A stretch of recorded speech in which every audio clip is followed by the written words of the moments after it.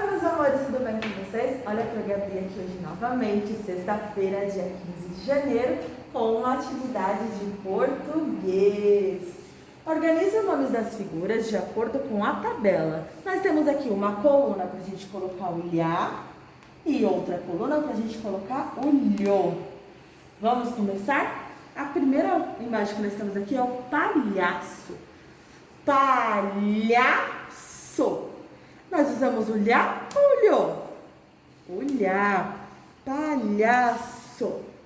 A próxima, coelho. Tá bem fácil. Essa aqui tá no final, hein? Coelho. Então, nós vamos colocar na coluna do coelho. Próxima. Ovelha. Ovelha. Também tá no final, fica o som bem separado pra gente. Ovelha.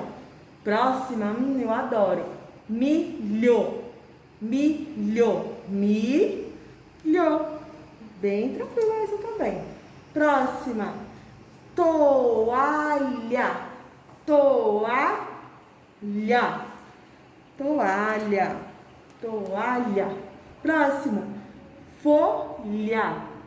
Folha. Folha. Folha. Próxima. Essa daqui, hein? Baralho. Baralho. Baralho. Próxima. Espelho. Espelho.